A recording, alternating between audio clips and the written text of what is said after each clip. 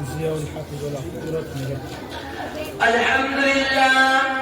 الحمد لله رب العالمين، والصلاة والسلام على خاتم النبيين محمد وعلى آله وأصحابه أجمعين. أما بعد، معزز سامعین اکرام اور عزیز ساتھیوں، آج کی اس مجلس میں میری گفتگو کا موضوع ہے جنگ آزادی اور مسلمان.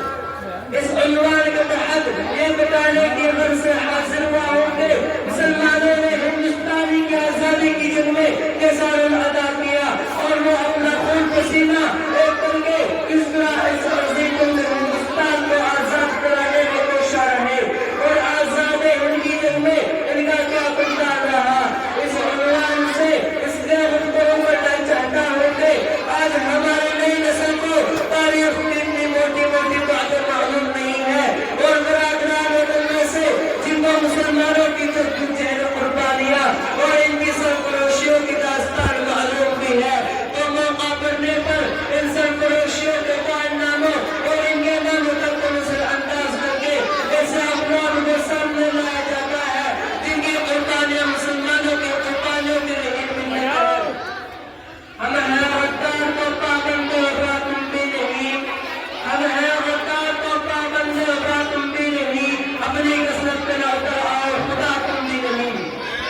خدا کرے آج کی اس مجلس میں اس میں سپر مفید اور کارآمد باتیں کہہ سکو جن سے آپ سب کو کچھ فائدہ پہنچے.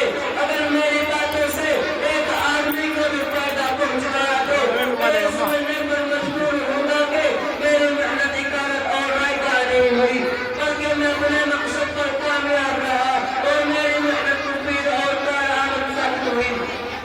حضرات، ہمارا عظیم ملک ہندوستان پر انگریزوں نے قبضہ کر کے تقریباً 100 سال تک کی حکومت کی اور وہ اتنی مدت تک یہاں کی ہر چیز پر قابض اور یہاں کے سیاہ سفید کے مالک بنے رہے. انگریز ہندوستانی باشندوں کو ستاتے اور پریشان کرتے رہے اور ان کو اپنے غلامی اور ماتحتی کے بندھن میں جکڑے رہے اور ان پر ظلم مستمر ذلت و نکبت کے پاٹ ٹوٹتے رہے. حضرات، اللہ رب العزت نے کرم کیا، ہندوستانی باشندوں کے دلوں میں ایک بحری پیدا کیا جس سے ہندوستان کے ہر ذرے کو آزاد کرانے کی خواہشات کے دلوں میں پیدا ہوئی اور یہ احسان ان کے دلوں میں کیا گزر ہو گیا کہ چاہے وہ اس قیمت پر بھی ہو ہمیں ہندوستان کو آزاد کرا کے تم ملا ہے.